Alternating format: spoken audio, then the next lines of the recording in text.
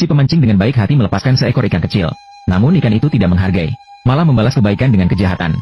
Ikan itu mengejar perahu pemancing sepanjang jalan, sampai pada air terjun berjarak ribuan meter. Sang pemancing terkejut dan berusaha menghentikan perahu dengan tongkat. Tanpa disadari, sesuatu yang aneh terjadi. Akhirnya pemancing dan perahunya jatuh dari air terjun ribuan meter. Akibat getaran yang kuat, pemancing akhirnya pingsan. Tak dapat diketahui berapa lama waktu berlalu. Perahu berhenti, melayang ke tempat yang dipenuhi bunga teratai. Pemancing terbangun, terkejut menemukan tempat ini seperti surga. Bunga persik melimpah di gunung dan lembah. Pemancing langsung mendaratkan perahu. Tanpa ragu, ia mengayuh perahu ke tepi. Setelah menepikan perahu, seolah-olah ada yang memberinya petunjuk. Dia masuk ke hutan persik. Di luar sana, banyak kekacauan dan perebutan kekuasaan. Di mana-mana rakyat kesulitan hidup. Namun di sini begitu damai. Pedagang ikan sejenak sampai lupa diri. Saat itu, dia menemukan sebuah gua. Digerakkan oleh rasa ingin tahu, pedagang ikan berani mencoba nasib. Pertama meletakkan topinya, kemudian merangkak maju dengan hati-hati.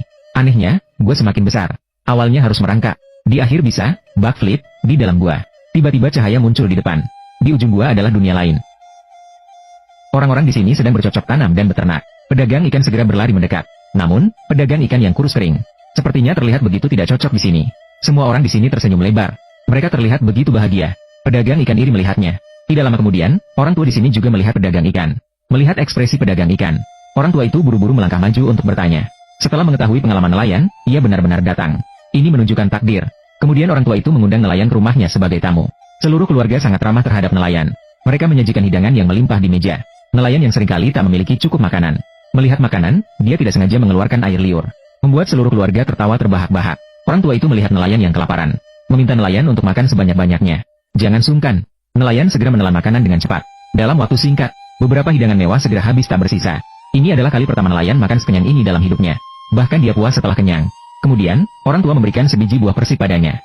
Dia memberitahunya bahwa di sini seperti musim semi sepanjang tahun. Persik yang tak pernah habis mekar. Maka nelayan pun dengan rasa ingin tahu bertanya kepada orang tua. Bagaimana Anda menemukan tempat ini? Orang tua mendengar perkataan itu. Pada zaman dinasti Qin, terjadilah perang besar. Leluhurnya menemukan tempat terpencil ini. Beberapa generasi tinggal di tempat ini. Tidak pernah meninggalkan lembah ini. Tidak ada orang yang pernah masuk sebelumnya. Nelayan adalah orang pertama yang masuk lembah ini. Bisa dibilang takdir. Maaf Tuan, apakah ini masih zaman dinasti Qin? Tuan Qin Chao, Anda tidak tahu.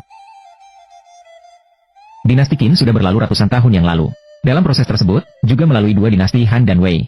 Sekarang ini adalah zaman dinasti Jin. Ketika kata-kata tersebut terucap, orang tua itu baru menyadari dengan tiba-tiba. Jalan dunia luar telah berubah. Pada saat itu nelayan tanpa disadari sudah makan habis buah persik itu. Diam-diam menyimpan biji persik di dalam kantong. Namun di hari-hari berikutnya, penduduk desa di sini mulai mengundang nelayan ke rumah mereka. Melayani nelayan dengan hidangan lezat dan minuman. Bukan hanya itu, orang-orang yang ramah itu menyajikan tarian untuk dinikmati oleh nelayan. Hal ini berlangsung untuk waktu yang cukup lama. Kehidupan yang berkecukupan tidak membuat nelayan melupakan keluarganya. Setelah kenyang dengan makanan dan minuman malam, nelayan malah sulit tidur dan berguling-guling. Dia menjalani kehidupan yang baik di sini. Namun keluarganya masih hidup dalam kesulitan. Maka dia memutuskan untuk pulang. Jika ada kesempatan di masa depan, dia akan membawa keluarganya ke sini lagi. Dia menatap biji persik di tangannya. Tak bisa tidur di malam hari. Dia keluar diam-diam begitu langit mulai terang. Nelayan mengikuti jalan yang sama dan tiba di depan mulut gua. Tidak disangka-sangka, orang tua itu sudah menunggu di sini sejak lama. Orang tua sebenarnya ingin menahan nelayan itu sebentar. Namun sang nelayan sudah mantap dengan keputusannya. Maka orang tua itu tidak banyak menahan lagi. Dan sebelum pergi, meminta nelayan untuk satu hal. Yaitu setelah nelayan pergi, jangan sampai menyebarkan apa yang ada di sini keluar. Demi menghindari malapetaka bagi desa ini. Setelah mengatakan itu, orang tua itu pun pergi menjauh. Pak tua, saya boleh datang lagi? Begitulah, nelayan meninggalkan negeri dongeng yang indah ini. Saat tiba di mulut gua, nelayan punya ide cemerlang. Mengambil sabuk dari pinggangnya dan menggantungkannya di pohon persik sebagai tanda. Tiba di tepi pantai, nelayan juga menggantung topinya di pohon. Barulah ia pergi dengan tenang, memandang ke arah hutan persik. Nelayan yakin bahwa ia pasti akan kembali lagi. Setelah pulang, nelayan tidak mengikuti janjinya. Malah ia menyebarkan berita mengenai hutan persik secara besar-besaran. Akibatnya, ia dianggap oleh pejabat setempat. Nelayan ini sedang menyebarkan berita palsu.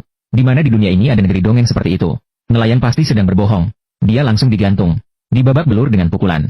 Setelah dipukul 999 kali, nelayan hampir mati. Saat itulah, Liu Ziji dari Nanyang muncul. Tolong, lanjutkan pukulannya. Tunggu sebentar, Ziji. Saudara, ternyata Liu Ziji juga mendengar desas-desus.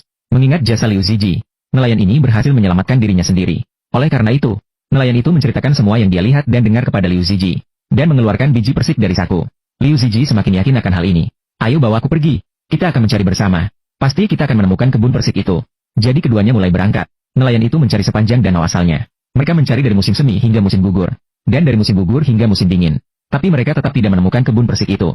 Karena perjuangan bertahun-tahun, kesehatan Liu Ziji semakin menurun. Tahun demi tahun mereka mencari. Akhirnya Liu Ziji jatuh sakit saat hendak meninggal. Akhirnya Liu Ziji menyadari bahwa tidak ada surga di dunia ini. Nelayan itu hanya menipu dirinya sendiri. Setelah berkata demikian, hidupnya berakhir. Melihat kemampuan Liu Ziji perlahan-lahan lenyap, orang yang hanya percaya pada dirinya sendiri juga pergi. Seiring berjalannya waktu, si nelayan juga pernah berpikir, ini hanyalah hayalan sendiri. Dia memutuskan untuk melepaskan obsesinya, menanam biji persik itu. Waktunya untuk menghadapi kenyataan. Mulai dari hari itu, hidup si nelayan kembali ke awal. Masih mencari nafkah dengan menangkap ikan setiap hari. Sang gubernur yang jahat tidak berniat untuk membiarkannya pergi. Terus-menerus menindas si nelayan. Hal ini membuat si nelayan sangat putus asa. Menghadapi ketidakadilan dunia, si nelayan tidak memiliki kekuatan untuk melawan. Hanya bisa berteriak langit untuk melepaskan kemarahan dalam hatinya. Tidak jelas berapa lama berlalu. Saat si nelayan berjalan, mengingat kembali kehidupan di surga dunia, ia melihat pohon persik di depannya tiba-tiba. Ada yang mengatakan bahwa ini hanyalah keindahan dalam hati sang nelayan. Ada juga yang mengatakan ini adegan setelah si nelayan mati kelaparan. Apapun itu, ini adalah keinginan Tao Yuanning akan kehidupan yang indah. Semoga orang-orang hidup di dunia yang penuh sukacita dan indah.